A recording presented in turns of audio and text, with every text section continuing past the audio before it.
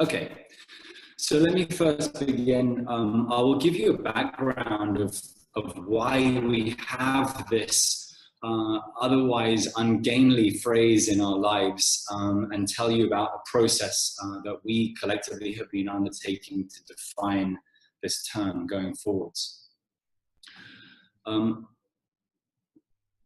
Many, if not all of you on this call will be well aware that the reason we have it is because it appeared in target 11 of the way I think of this target.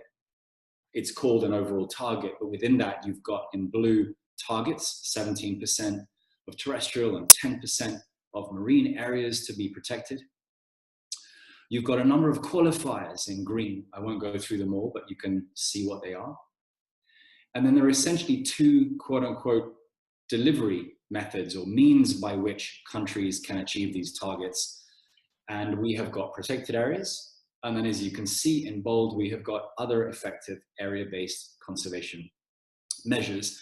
It's a negotiated term. It was agreed, I understand, late at night in the closing few hours of the final night, as it were, of COP10 in Nagoya, Japan. And that is why we've got essentially what is an OECM, how do we recognize it and report it? And yes, in 2014, a group of us from the ICCA Consortium wrote a paper essentially arguing that this could be a very interesting designation for ICCAs amongst other governance types, but certainly for ICCAs. And we suggested to the WCPA that a task force be established for that purpose, and yes, to develop guidance for ICCAs generally. And that happened in 2015. That's when I was asked to co-chair it. I co-chair it with Kathy McKinnon, who again, of the WCPA itself. And we have collectively, with over 100 other members from different parts of the world, been running a process I will update you on just now. And since the founding, or the establishment of the IUCN Task Force, we have been in very close, not exactly collaboration, but a close feedback loop between our work and the CBD, attending all SBSTA, SBI meetings, and COPs since the establishment of the task force, to keep all members and parties of the CBD updated about our work. So this is a little sketch of what we've been up to. I'm not going to run through all of this detail, but what you can see if you begin top left on your screen is that there have been, well, exactly what I described. There have been workshops, and then there have been CBD meetings or IUCN meetings at which we have reported progress.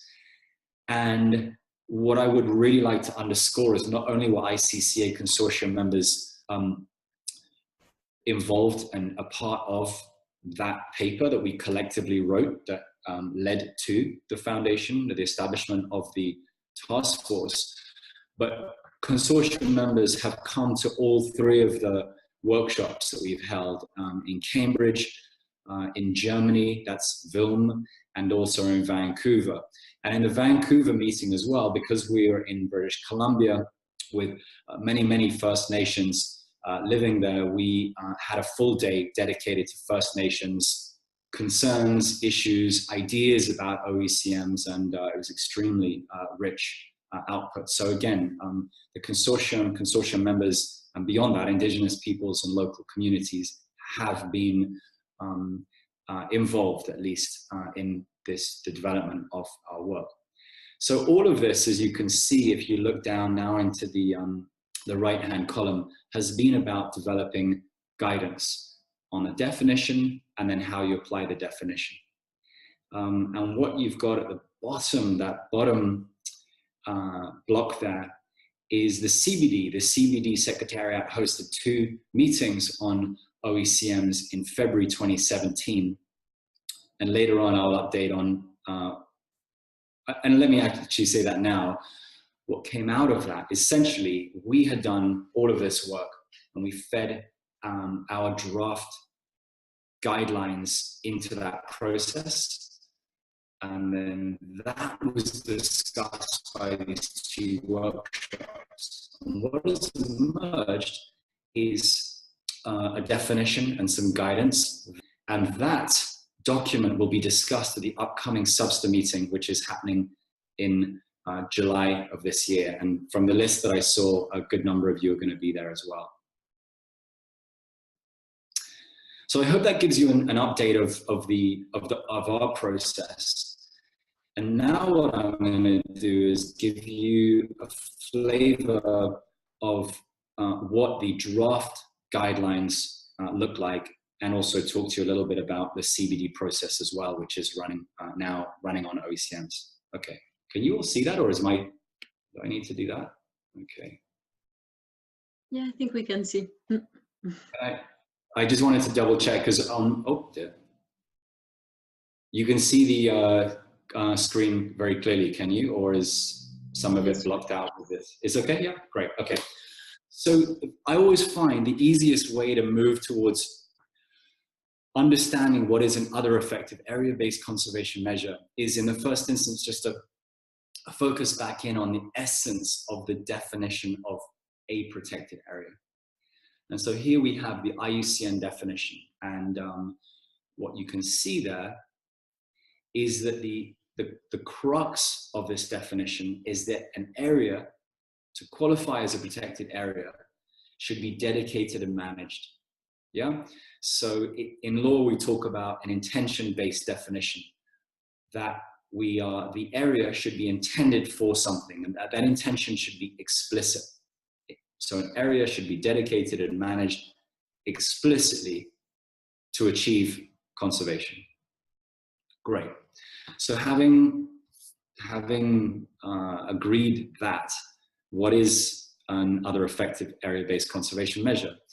And through all of our work, what it boils down to is this: if a protected area should have a primary conservation objective, the focus or the crux of OECMs is that an OECM should deliver the effective in situ conservation of biodiversity, comma, not be a protected area, comma, and it doesn't matter to us how it reaches that conservation effectiveness. In fact, it matters greatly, but it doesn't matter for the sake of it being defined or not defined. So it's not a protected area. It does effectively conserve biodiversity. In that case, it becomes what we call a potential OECM. And I can describe that a little bit more. So it doesn't become an automatic OECM. There's free, prior, and informed consent. There's local level analysis and other things that have to be undertaken. But in the first instance, that area, we would say, may be an OECM. It's a potential OECM. Okay, so let's look at these, the definition that we've now got. This is the draft IUCN definition. This is the definition that we fed into those two CBD meetings. And we've got a geographically defined space. Oh, and what I should say as well is just to show you, we very much borrowed from the IUCN definition and then built on that to create our definition. So here we go: geographically defined space, not recognized as a protected area, which is governed and managed over the long term in ways that deliver the effective in situ conservation of biodiversity, and then with associated ecosystem services and cultural and spiritual values. And just to compare that with the definition which emerged from the two CBD workshops, you have got the following. As you can see, it's very, very similar. A geographically defined area other than a protected area, which is governed and managed in ways that achieve positive and sustained outcomes for the in situ conservation of biodiversity, again, with associated ecosystem services and cultural and spiritual values. So we don't see a great difference there. There is maybe difference of emphasis, But in terms of the essence of that, no real difference. So this is really interesting, because then if you then draw on those draft definitions and you start looking at areas in the world, it breaks down to the following kind of 3 areas. And I want to underscore that this thinking, the early thinking around ancillary, secondary, and primary conservation in the context of OECMs came from Grazia in a paper she published in 2015, 2016, where she started writing about using this is the way of making distinctions between different kinds of OECMs, and it's stuck. It's been an extremely useful way of thinking about this. So let's begin on the left-hand side of the spectrum. Essentially, this is where an area is being managed for something that has got no connection in the first instance with the ecosystem or the biodiversity. So we've got, classically, you might have some kinds of sacred natural sites that don't have an ecosystem aspect to them in the first instance. Military areas, we're finding some quite interesting military areas. War graves are an interesting one. I can certainly speak to the British Isles, and we've got plenty of marine war graves, areas that are completely no-go. And it turns out those areas are, for obvious reasons, very, very good for biodiversity. So they would be thought of as ancillary, delivering ancillary conservation. Then you move one in, we've got secondary conservation. So this is essentially where people are managing, governing and managing areas very explicitly for the ecosystem services or some aspect of that tree standing to retain the values of this area. Ecosystem services or ecosystem services. And then areas that are protected through very low impact use. I'm thinking of non-timber forest products, medicinal plants, and this kind of thing.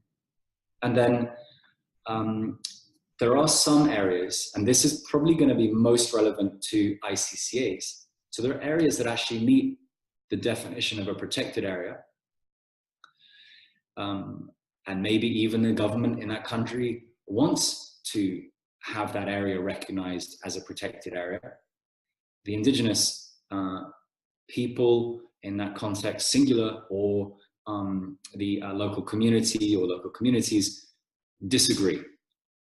Now they can just completely disagree, and they have got their right to free, prior, and informed consent over that.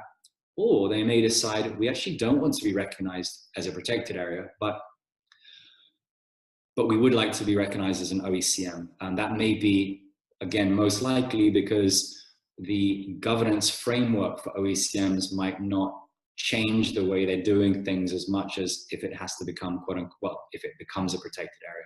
Okay, so lots more to talk about there, and I'll come back to that at the end of the presentation. I want to run through this very quickly, just to give you a little bit more detail, and then. So what I'm doing here is I'm breaking down the definition, and I'm just going kind of section by section. So the area must be a geographically defined space. And not be a protected area. And so that's going to be an interesting issue. The area must not be a PA. That's the key there. It must be mutually exclusive.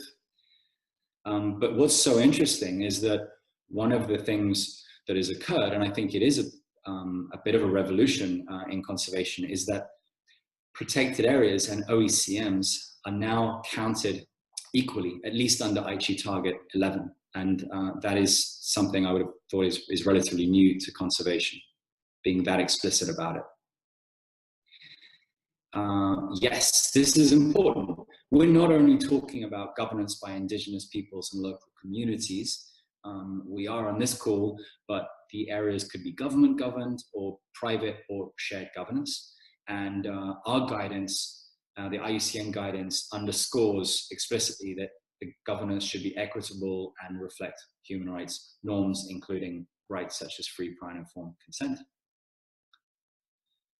this is the issue that I underscored earlier. The area does not have to have a primary conservation objective, but of course, the area should be managed in a way that is leading to the conservation of biodiversity. If it isn't, it cannot in any way be an OECM. You can't intend an area to be an OECM and it be an OECM if it is not actually achieving the conservation of biodiversity. It must be over the long term. Proving that is going to be tricky for some areas, but that's something we can think about. Shouldn't be short-term or temporary measures.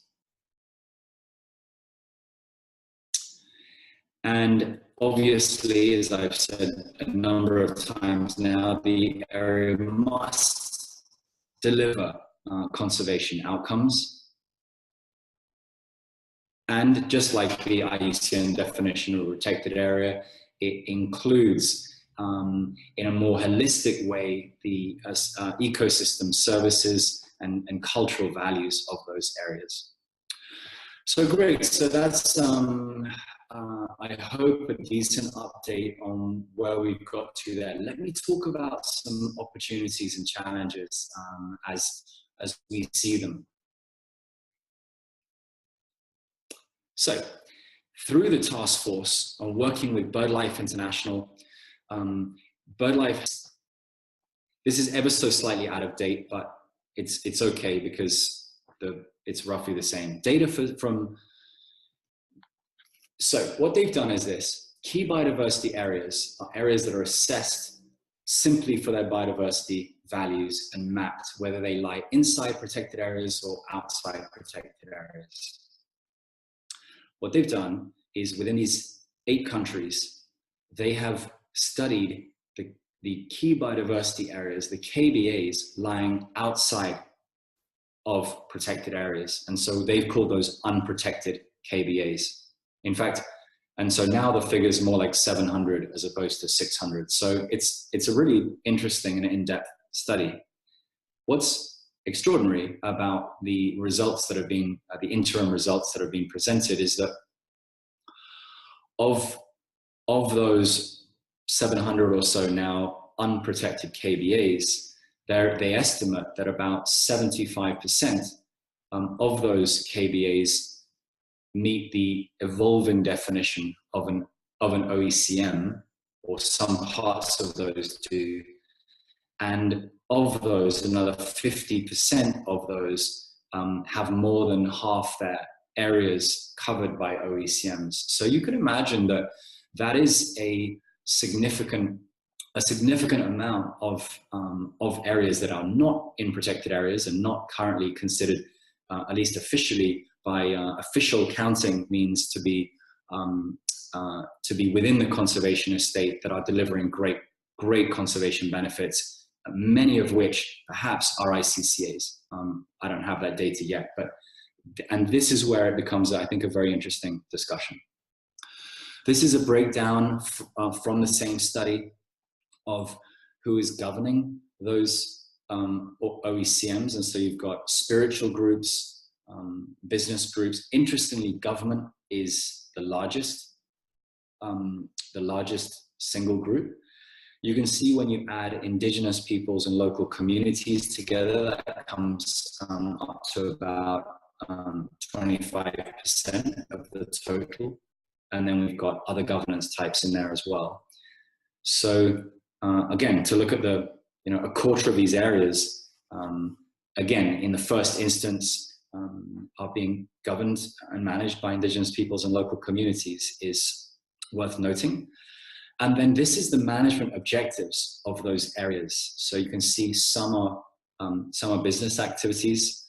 I do want to note now that there are real questions over whether an OECM could have industrial activities occurring within it. For their study, they have included it, but in the final decision, that may or may not happen, but it is in there now.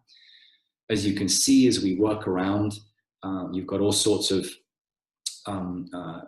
different management activities, and the largest segment there is preserving ecosystem services. and as you move around, religious, spiritual values, and then livelihoods. Some of those are also overlapping, but this is the way they presented the data. And then this was very interesting. I was invited to the WCPA's steering committee meeting just 6 weeks ago now.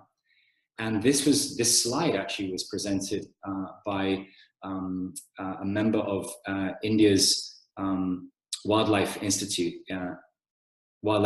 of India. So let me talk you through this and make sense of what we've got on screen. Essentially, India's terrestrial protected areas cover about 5% of its landmass. And what was reported is that outside of these protected areas, the Forest Department and other agencies, I'm assuming the Wildlife Department and others that have governance of forests, are essentially governing about another 17% of India's total terrestrial area. And those areas, because they are used, particularly because they're used by indigenous peoples and local communities, cannot be and most likely will never be, and India's Forest Rights Act, for example, will never be made into totally protected areas, TPAs as they call them. But these areas may, again, a very broad and caveated may, could perhaps, as reported by this officer, be considered to be potential OECMs. And so I think, again, the kind of additionality that some kind of OECM designation could bring, not because it necessarily really changes what's happening on the ground, but because it brings, for example, visibility to these areas, and we see these areas for what they are. Okay. What I've got on screen now is just some images, because some of the other slides haven't been so image rich. Sorry about all the bullet points.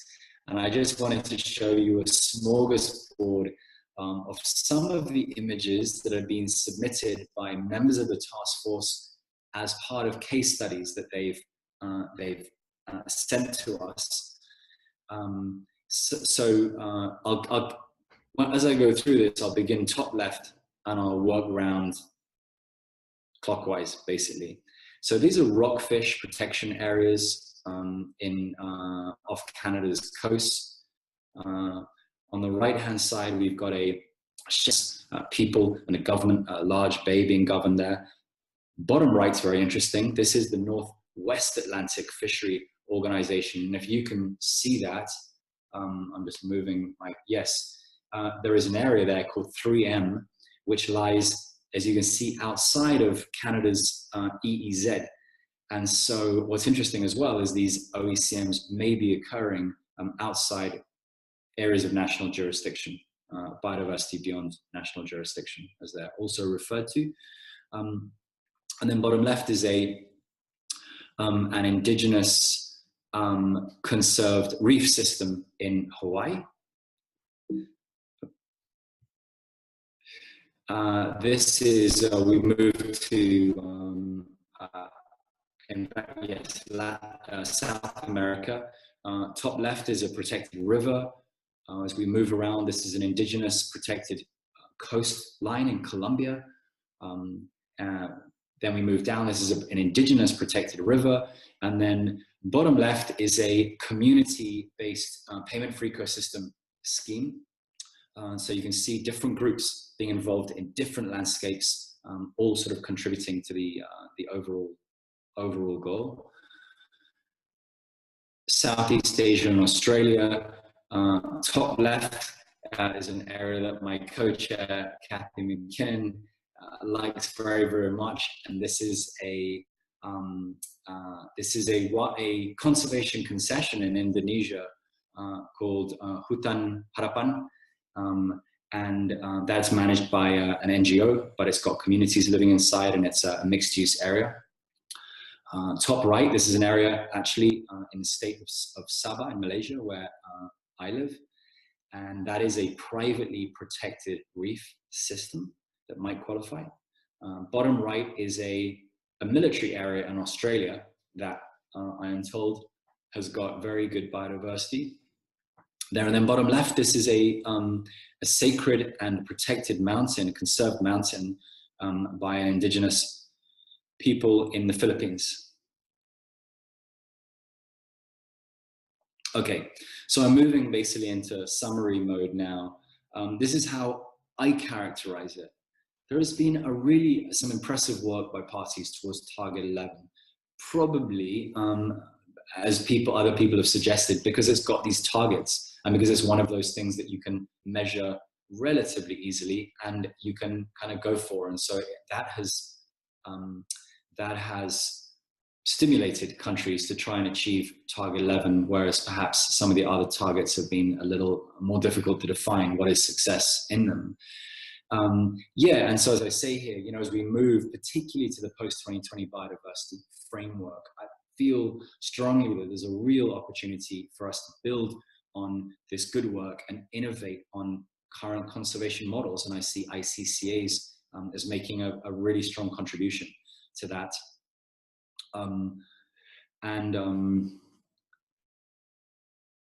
Yeah, the other point I've underscored that, OECMs really can make a contribution to the recognition of good efforts and diverse efforts to biodiversity occurring outside of protected areas. And here you can see essentially what I've done on this slide is just pull out the aspects of Target 11.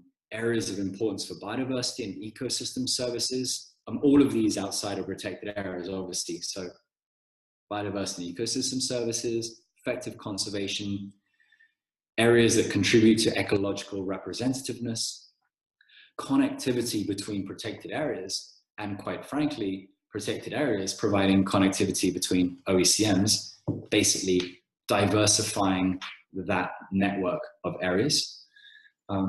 Integrating that system of protected areas and OECMs into the wider landscape and seascape is a great opportunity. I see it as a good way of promoting equitable governance. In the emails that have been circulating, I've sent a paper that again, some consortium members and I produced, speaking very much to this equitable governance aspect. And that, yeah, I mean, and then one of the other things, again, my hope again is that OECMs don't necessarily require tons of funding. You're not starting these areas from scratch. You're not requiring lots and lots of different, some of the core capital which are required and very necessary for protected areas.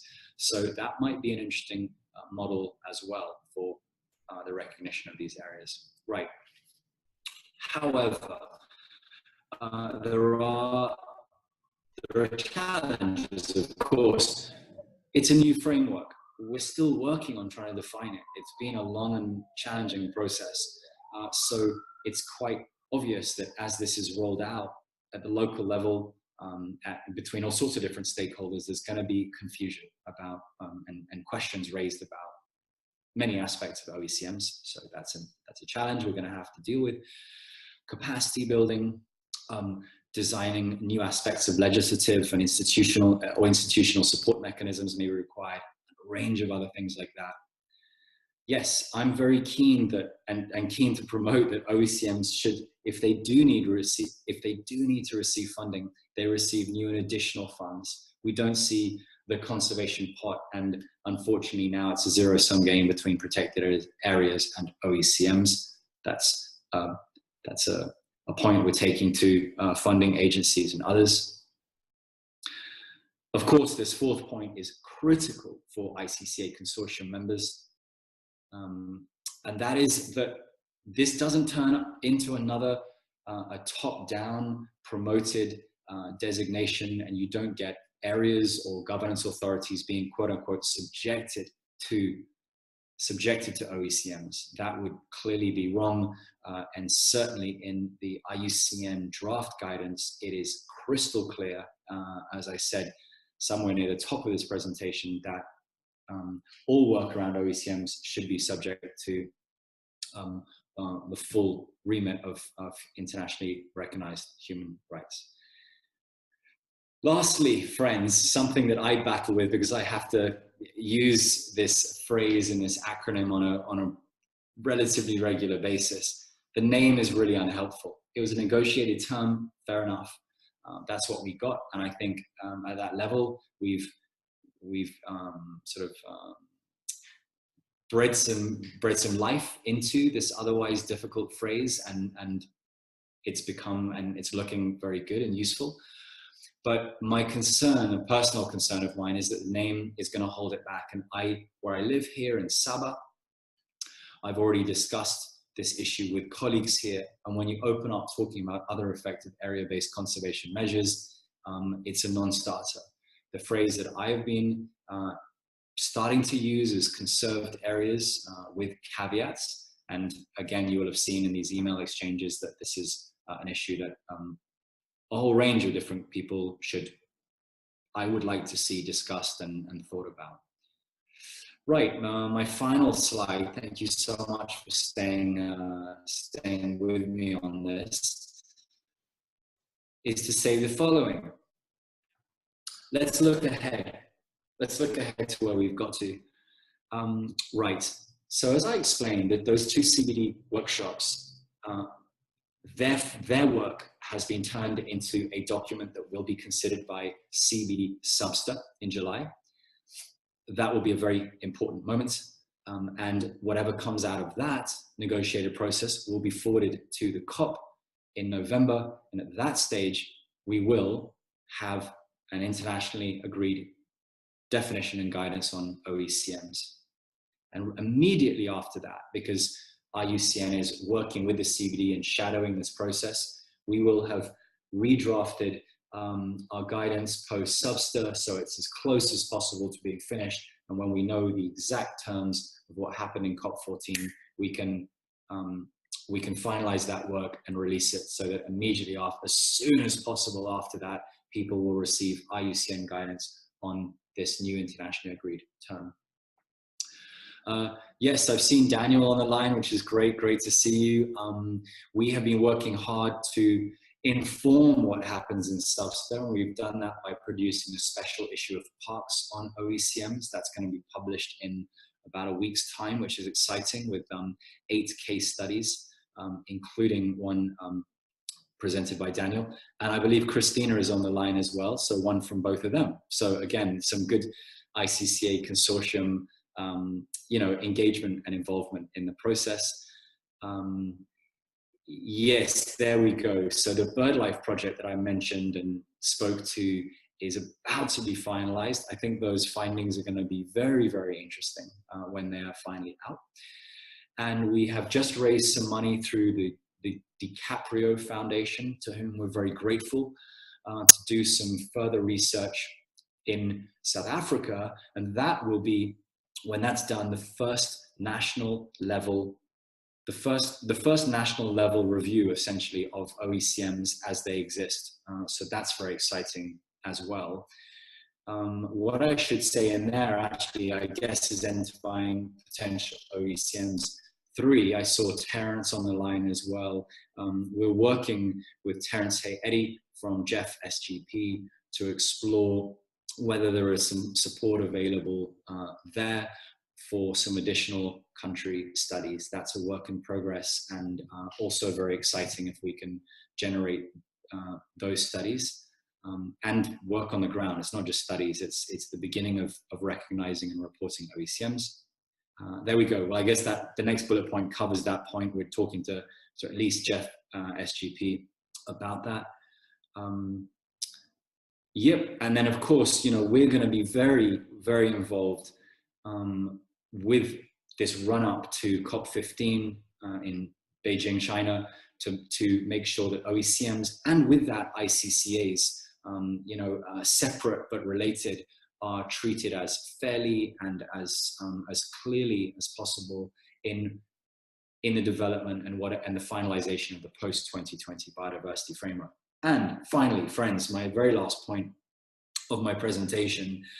something that I have been, oh dear, a typo right at the end there, but what I was, what I have been promoting for a while, and in our last paper, our 2017 paper by ICCA colleagues, we suggested in our final recommendation was that right after the CBD process finishes on OECMs and the IUCN guidance is published, that the ICCA Consortium works to develop supplementary guidance on ICCAs and OECMs to make sure that the interrelationship between those two is spelt out as clearly as possible to provide the best possible guidance to national agencies and NGOs and funders and others working at the nexus of OECMs and ICCAs,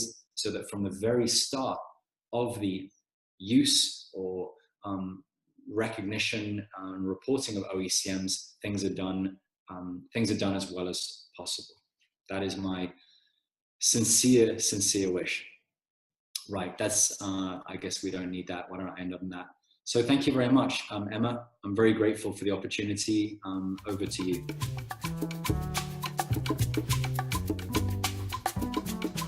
Thank you very much, Harry. Actually, I just would like to open the discussion, because the idea of this webinar is that it becomes a real exchange. So everyone is really welcome to share ideas and possibly questions. Yeah, actually, you can either raise your hand, or just as Ted did or did not, or just write the questions on the chat box. So Ted, I'm passing the word to you. I come from a place where we are faced with a series of Trojan horses with respect to conservation and community conserved areas. Now, the term you just introduced is a disturbing one, because I'll give you an example from my area. We have a situation where fish farms, aquacultures, are wreaking havoc in the ecosystem. The problem with all of this is that national government members are major stockholders in the industry. They have bargained with the EU, and under certain conditions, you can put aquaculture units inside fish farm, inside protected areas. Of course, the other thing they did was when they set up recently protected areas overnight. Now this falls even into people's private properties, and probably, as in our case in this area, in our old, what's left of our community conserved area. Now, there is a term called new ecosystems concept, or novel ecosystem concept, which essentially provides a license to trash ecosystem if it provides some form of ecosystem service. Now, with the example of our area and with this general situation that I talked to you about, I am very concerned that all of this will act catalytically against the protection of biodiversity, against the rights of the local people, and against the targets that Harry so nicely explained with OECMs. Now, we're very happy to contribute our opinions and our experience with these matters, because what we're facing with here is issues ranging from government scientists trolling us that the fish farms are this and all of that. We have scientific research which tells you, among other things, how beneficial they are to fisheries because this new ecosystem is being created. Okay, so I can go on for days. I won't, and I'm going to leave it there, but with a final note. Please understand something, that with these things, if you go on the preemptive assumption that everyone's fair and honest and they're going to do the best they can, like with anything else in nature conservation, forget about it. That's all I have to say. Thank you.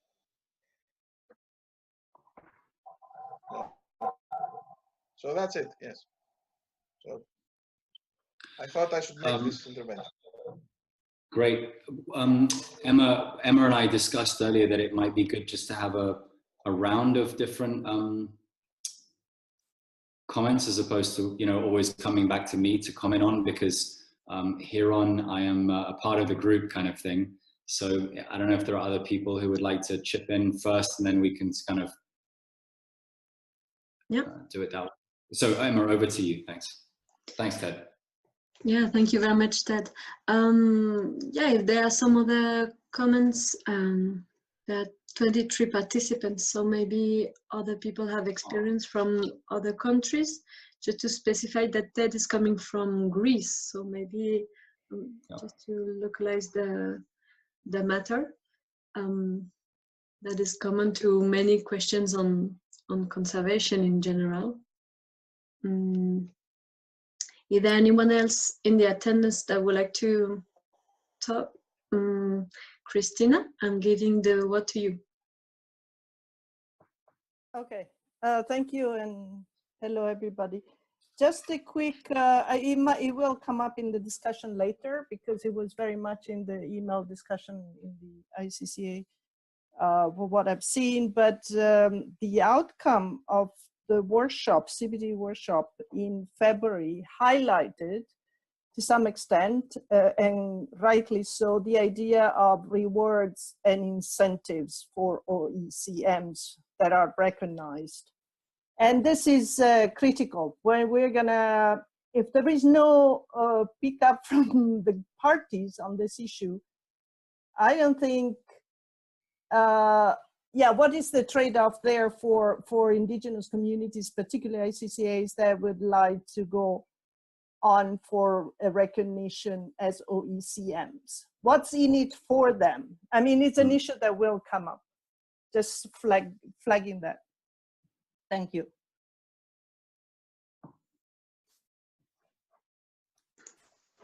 Thank you very much, Christina, for this very important question. Is there anyone else who would like to take the word before we continue with some kind of answers?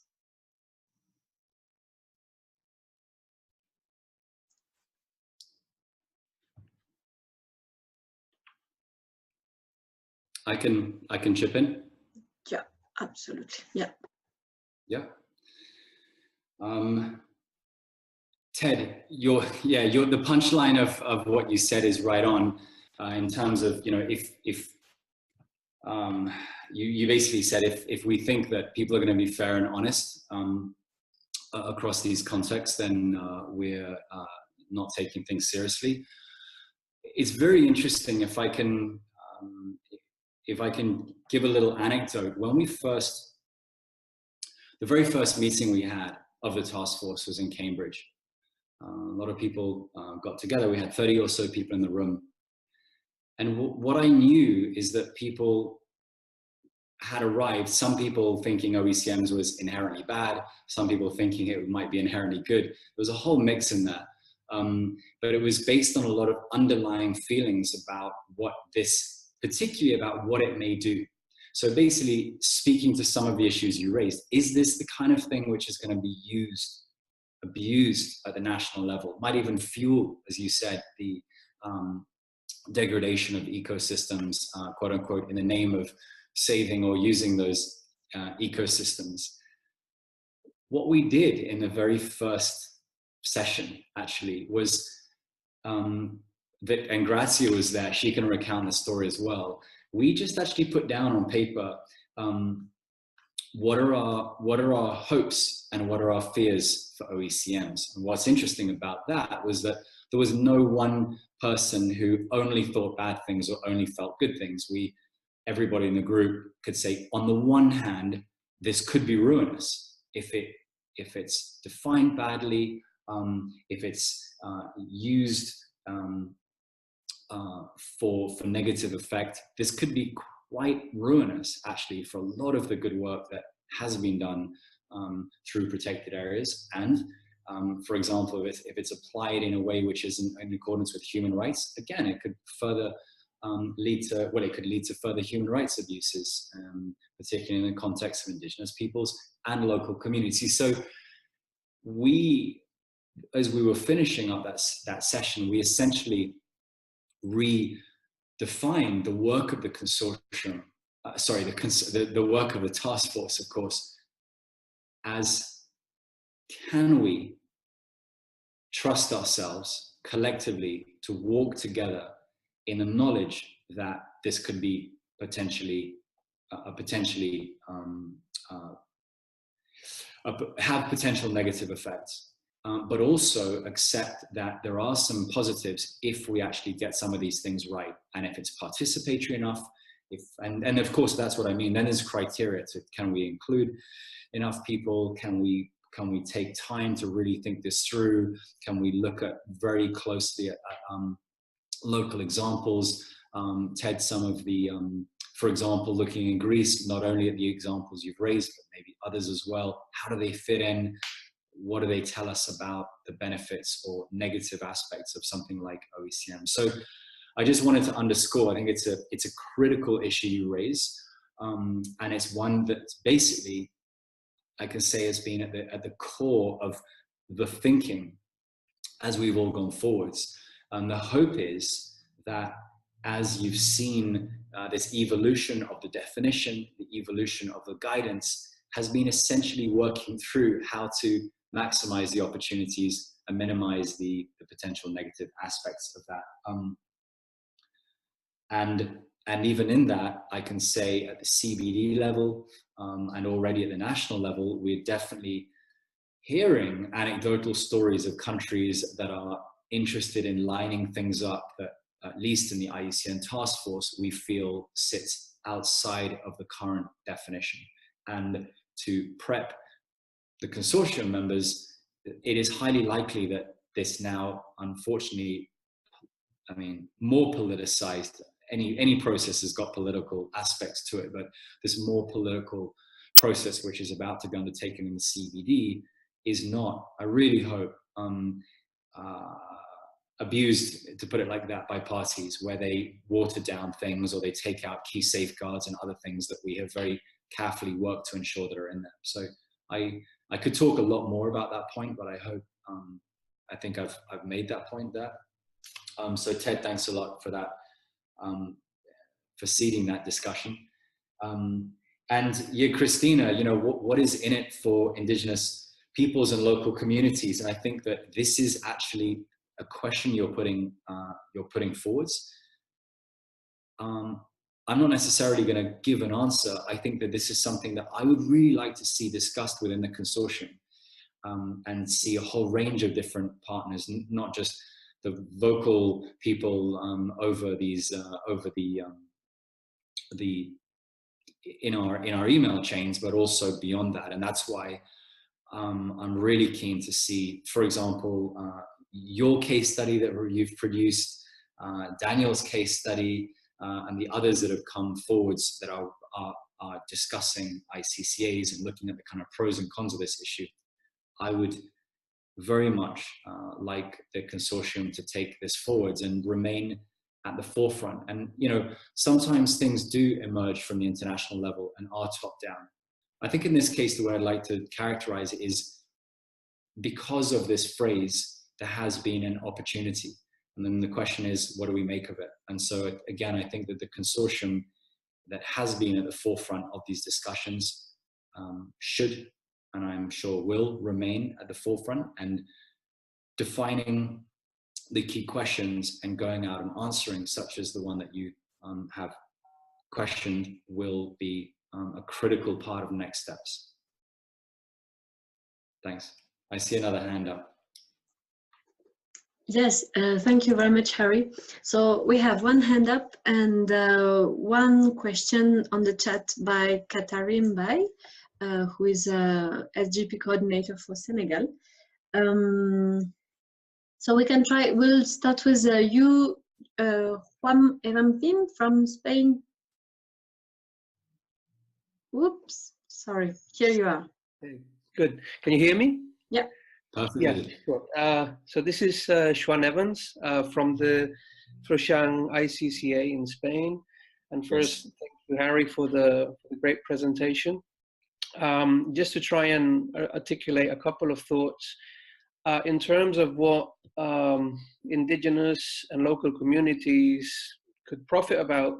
Our experience by being recognized as an ICCA has been very significant in terms of visualizing the work we're doing, but also to try to stop or better confront some of the threats we currently have in our specific ICCA that relate to mining. And although it's not been that long time, we do feel it has been very significant, especially in a context where it's not that our local community would not be willing to be recognized as a formal protected area, but rather in the context of a state, in this case an autonomous region, which is very, it's not facilitating new PAs being recognized. So in our case, the recognition as an ICCA, although not legally binding within the national law, has been very significant for us to stop or to confront these threats. So we would hope that the OECM, as it's also incorporated within the targets, would be able to enhance this use in communities that are facing threats like these. Of course, in relation to that, and that was also raised in another question, we also feel, and we also worried within our ICCA, that such recognition is only useful as long as the legitimate use of the category is kept, not only in Spain but also international. And in the last meeting that was facilitated in Spain among the communities concerned about ICCAs, there was some discussion about that, both internationally and also in national terms. In Spain, there's a national commission for the peer reviewing of new ICCA proposals. And we've already seen how some questionable cases where maybe lobbies are promoting proposals as ICCA to greenwash some of their questionable practices in terms of conservation.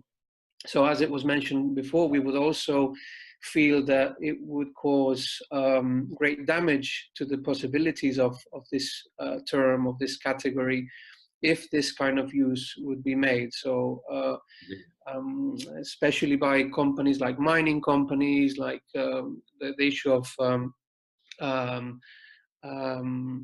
marine aquaculture and other kind of initiatives which are proven to be destructive in terms of conservation and are very much needed of legitimation. So of course, if such lobbies or enterprises could reach OECM status, of course it will legitimize them, but it would also delegitimize other groups making a more serious approach to conservation through that. Thank you.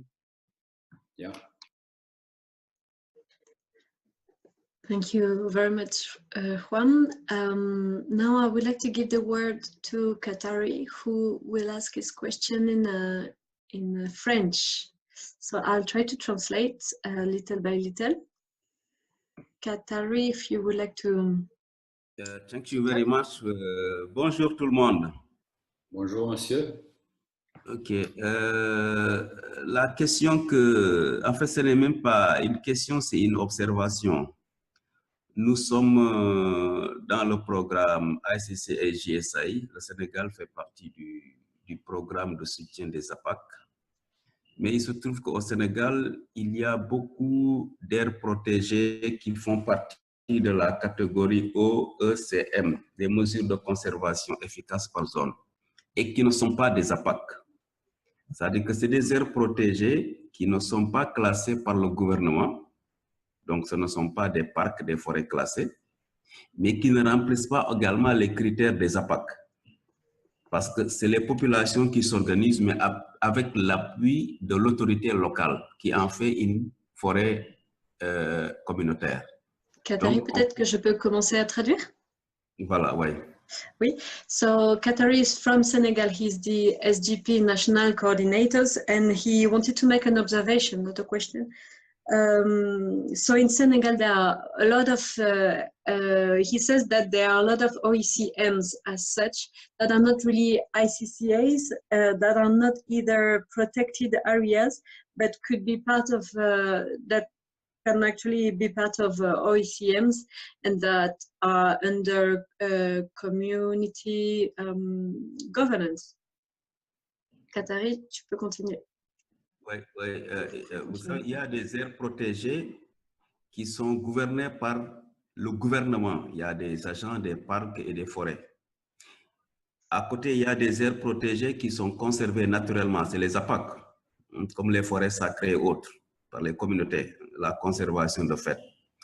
Mais entre les deux, il y a des aires protégées qui sont protégées par les communautés elles-mêmes, mais avec l'appui de l'autorité politique locale.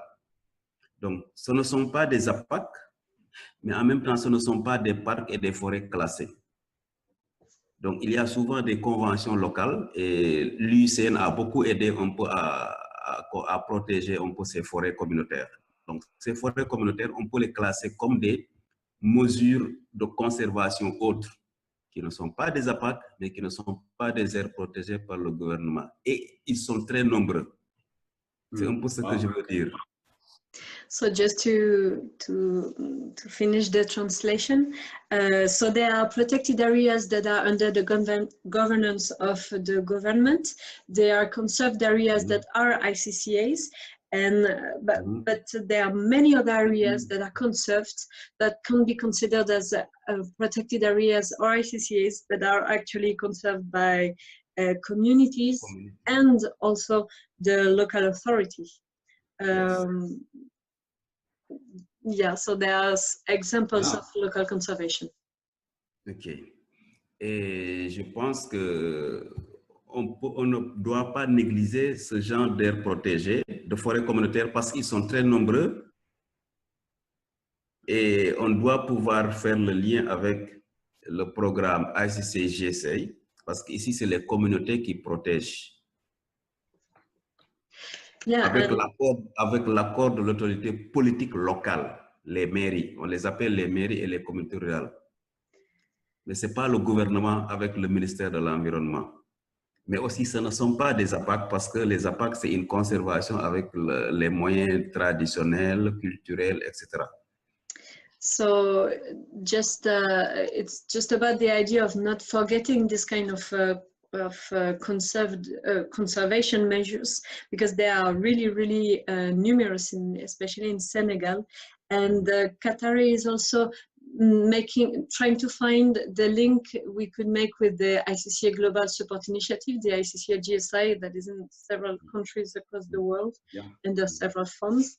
And yes, and these are agreement with local authorities, so it's specific kind of OECMs. Thank you very much. Thank you, Qatari. Merci. So maybe, Harry, if you want to continue or to reply or to give insights. Yeah. Thanks very much. Yeah, John, you made some really good points there. And one of them was about, again, you finished on this key point that if this goes the wrong way or if it's misapplied, it legitimizes the wrong kinds of activities and outcomes. And perversely, paradoxically, it delegitimizes the good work which is going on. And I think you were basically making a point. It wasn't so much a question, but it's a very good one. And again, for me, it underscores the point that I was making vis-a-vis Ted's intervention, which is I think there's a lot of potential. There's potential here. And the question is, yes, what are the factors that'll make sure that at least in the international level, in the next few months, we get an international agreed definition and guidance, which is really robust and hasn't been negotiated down essentially in terms of the sort of robustness of it. And then that's still on the international level. When it gets to the national level, who's applying what, how? I did want to say, we've had a conversation about this as well. One of the things that will be possible for OECMs, and we need to work out the exact process and actually do one of these. And hopefully, again, maybe this would be one of the things that the consortium or a consortium member would like to pioneer. But an OECM can be self-recognized and self-reported to the World Database on Protected Areas. Different from the ICCA registry, but the same institution that houses the ICCA registry. And so an institution, a governance authority, in Spain, for example, or Senegal, should be able to, using the guidance and using best practice guidelines to support different parts of the assessment process, run that assessment, and then self-report that OECM. So coming back around to Christina's question that I left open purposefully because I just wanted to breathe thinking into this. You know, one of the reasons may be increased recognition at the international level. If something has been recognized and reported as such, that may give it some kind of greater protection, for example. And so that will be interesting, I think, to run, and it would be good to continue our discussion as well about these issues. And yes, Katari, thank you very much. Merci beaucoup for your statement, really. And my simple response to that would be, you know, this is having run this process. It's been very challenging, actually, at some levels, but it's been wonderful at other levels, because I have been, like the kind of intervention you made, provided some really wonderful examples that are neither in the PA world, that are neither necessarily in the ICCA world. I don't know the Senegalese context, but from what you describe, you're describing a kind of additional areas that are really neither one thing nor the other. And then the question arises, well, what are these areas in fact, i.e. who is governing, how are they governing, and what are the kind of social, ecological and biodiversity and cultural outcomes amongst others? And beyond that, are there any forms of international recognition that these areas may be due, essentially? And this is, so first of all, I just wanted to make that point, that the OECM discussion, like the ICCA discussion has been doing for years, has been bringing focus to areas that are otherwise not just not focused on, really ignored and devalued, perhaps even delegitimized, to pick up on Joam's word that you've used there. And so the ICCA Consortium has done an incredible work through all its members as an organization as well, to raise the visibility of all the work that is happening at that local level. And then, yeah, the open question, and it is an open question. I'm an optimist about this, but it remains an open question, and that is simply, what can OECMs contribute in addition to what is already happening at the local level? And so, Katari, that I would turn it back to you to say it would be interesting for you, through the SGP offices, with your grantees. And you also mentioned, thank you very much, the ICCA legal review, the ICCA GSI, which is happening in your country, the GSI being the Global Support Initiative being the broader thing, but also the legal review, which is occurring, to study this issue and not only study it and sit back, but engage really actively on that to make sure that in Senegal, at least, and hopefully everywhere else, it's a net positive. It makes a net positive contribution. Thanks. Thank you very much, Harry. So Theodore, you wrote a question, or more like an observation, on the necessity of taking care of definitions. Maybe I can give you the word so that you can express what you wanted to add. Maybe I can just add, Hello. is Katari, you'd like that translated or are you happy with that? Est-ce que vous voulez, Katari, que l'on traduise ce qui vient d'être dit? Ah, il faut que je vous mette le micro. Oui, maintenant on vous entend. Une petite synthèse de ce qu'il a dit. Pardon? Une petite synthèse, un petit résumé. Quelques mots de ce qu'il a dit, quelques mots. Oh. Alors, Allô? je suis pas sûre, Harry, d'arriver à dire exactement toutes les choses que tu disais, vu que j'étais en train de gérer d'autres participants en même temps. Je ne sais pas si toi, tu veux dire quelque chose ou si je peux juste te dire ce que je suis. Katari, could I make the following offer? I have a colleague in Dakar, as well as you probably know, Barbara, and the two of us in French would be very happy to get online with you and go through some of these things. It sounds like a really interesting situation you're describing. So on peut avoir un petit, ouais. Donc oui, en fait, Harry suggère de parler avec Barbara Lassen, qui est elle aussi, qui est une collègue proche de Harry, vu qu'elle travaille également à Natural Justice et qui est basée à Dakar. Donc en fait, tous les trois, vous pourriez parler en français. Pardon?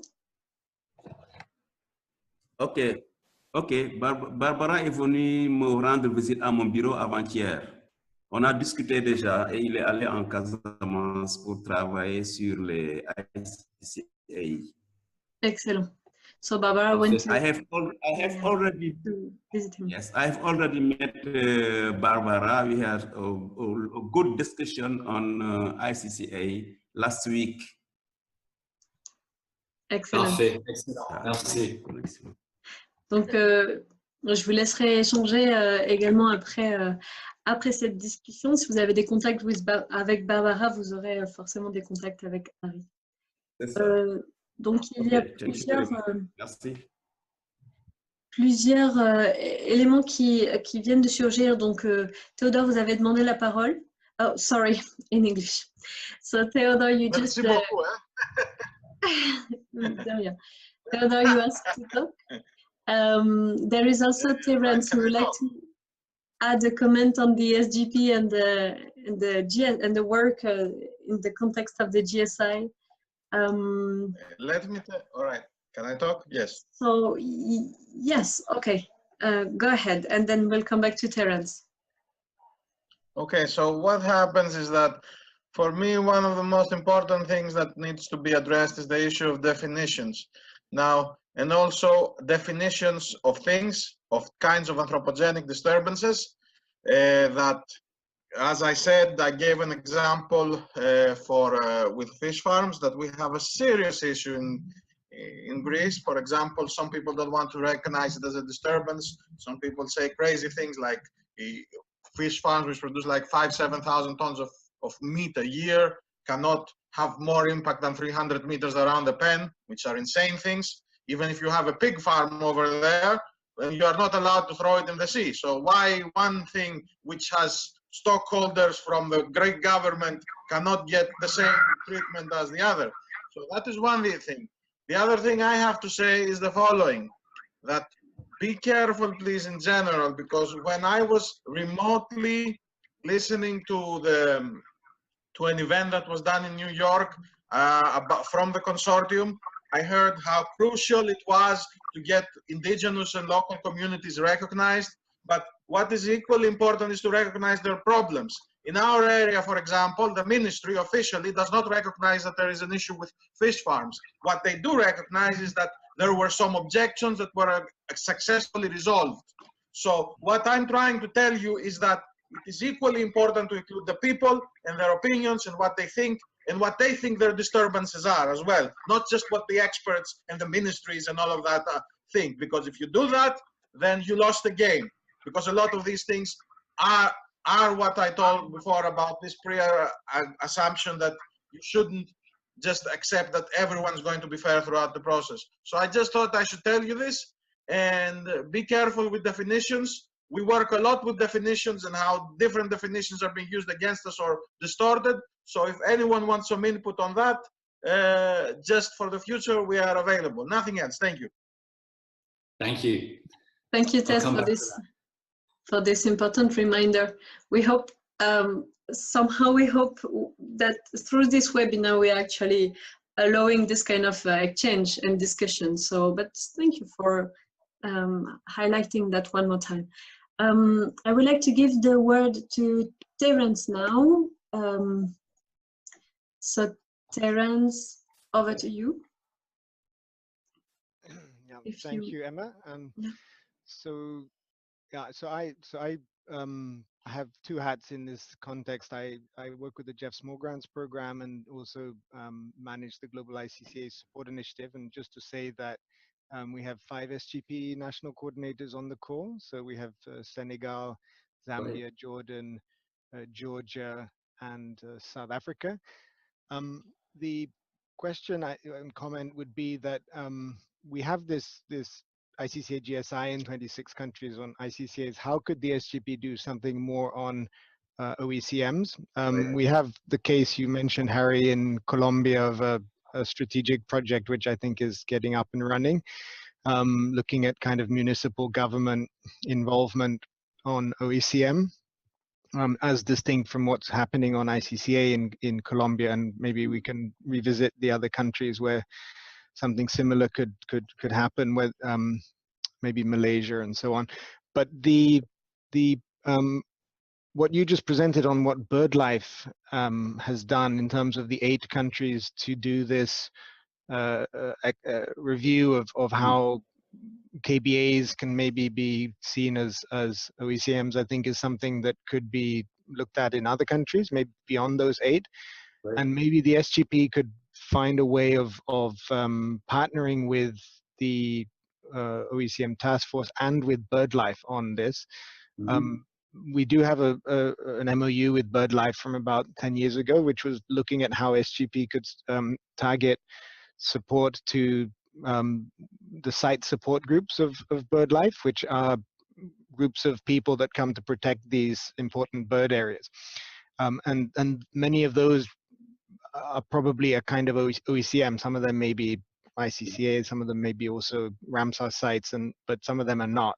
So I see potential over the next few years, whether it's this year or between now and 2020 or beyond, to look at partnerships with the groups like BirdLife to further deepen this review that they've already undertaken, whether it's some research in terms of the KBA aspect or the communities or the site support groups. So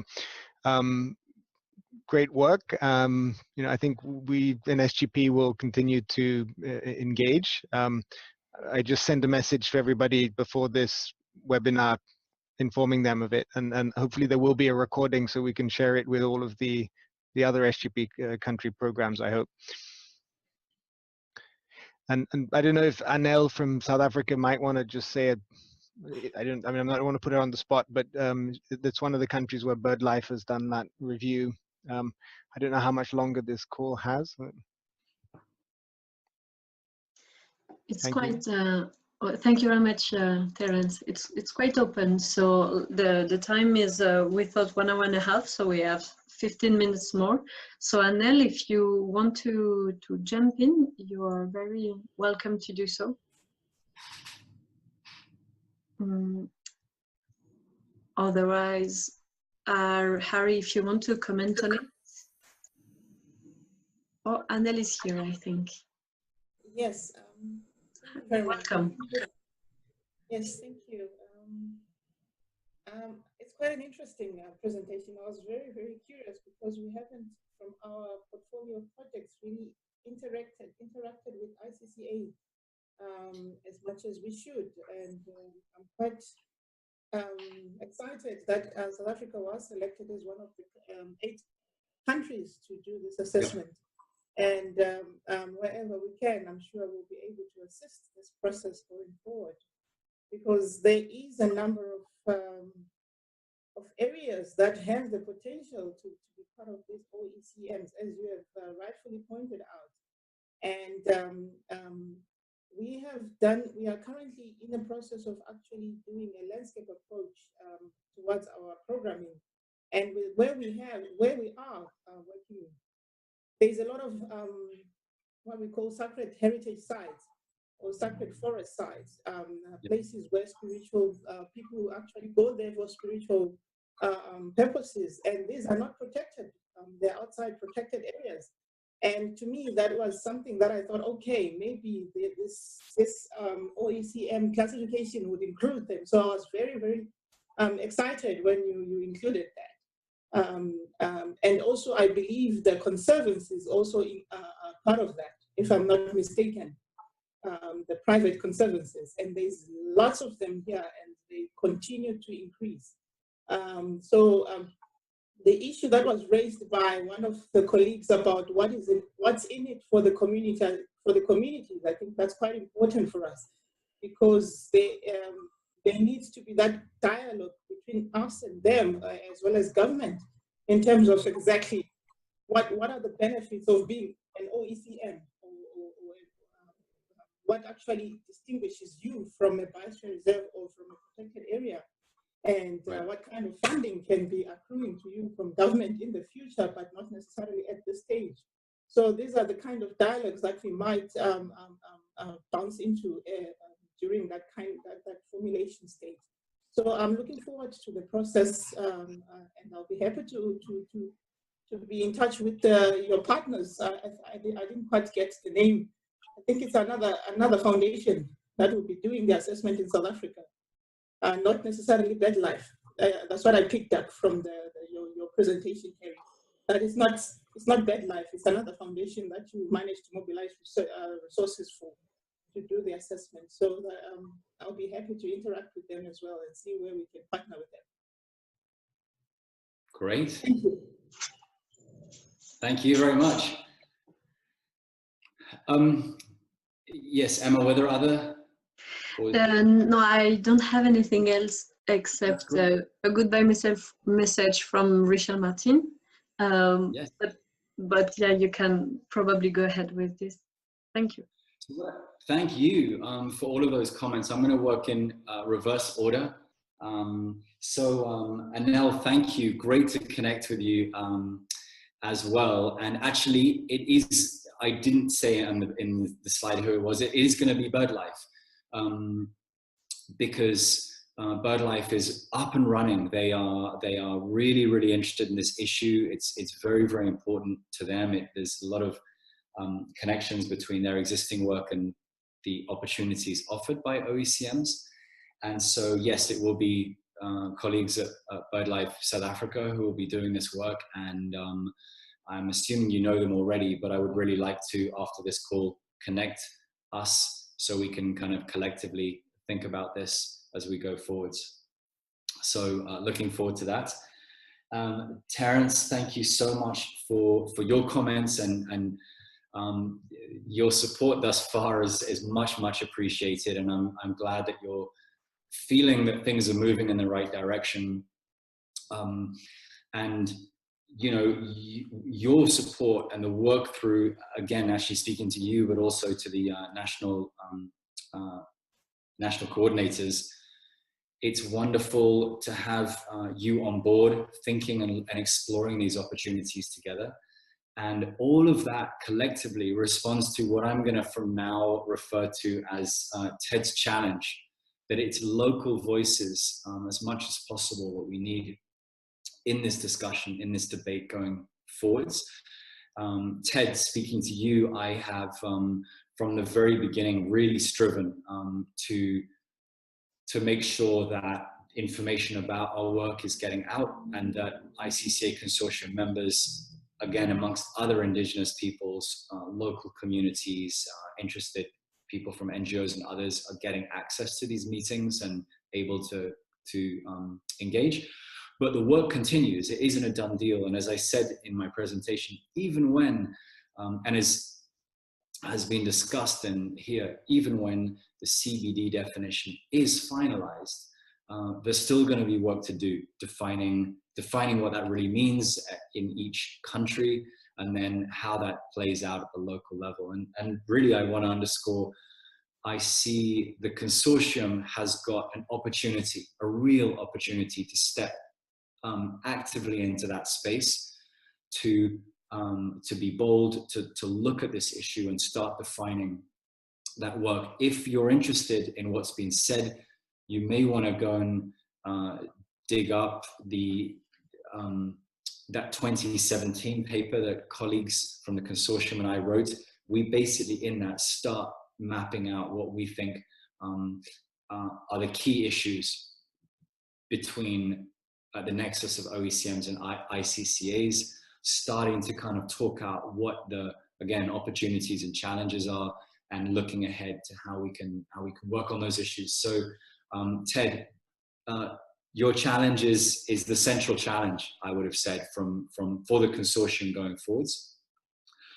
And then to come one step back, yes, to Terence and other colleagues on the line from Jeff SGP, we really need your support. And again, I'd say, again, flipping now to consortium members, please, if you're out there, start approaching a great partner of the consortium, Jeff SGP, your national offices, and start talking about these issues. I think in the next few years, there's some really interesting work to be done around this. Emma. Yes, thank you very much, Harry. It's great to know that the work will continue further than the definition of the CBD, and that the work keeps going on and it's organic and we can interact, and these spaces are open to interact. So to everyone in this list, just so you know that when you want to create a space just like this one to exchange, we will make the possible thing to make it happen. So feel free to start debates on that. It's to start debating on that, because it's the space to do so. We are approaching the end of this meeting, so I don't know if someone else has another comment to make.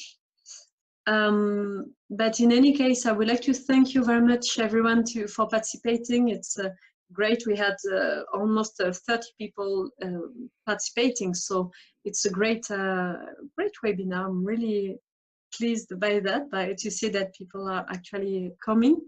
It's also encouraging for us to continue to open these spaces. So yeah, thank you very much for everyone. I think we'll try as soon as possible to place this webinar online. If Harry, you agree on that, we can work it and upload it on YouTube on our webpage. Great, so I'll keep you all updated on that. You can still follow, of course, the ICCA Consortium news flashes, our Facebook, our mailing lists, because it's through this means that we will communicate. As I don't see any other comments, I don't know if you want to add something, Harry? No?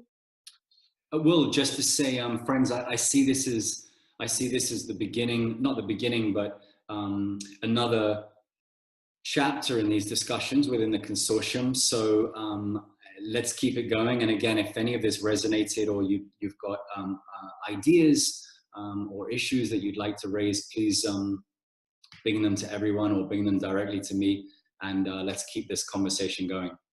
Let's live up to Ted's challenge, basically. Thanks. Great. Thank you so much, Harry, and thank you everyone for your participation, and we hope to see you in other discussion then.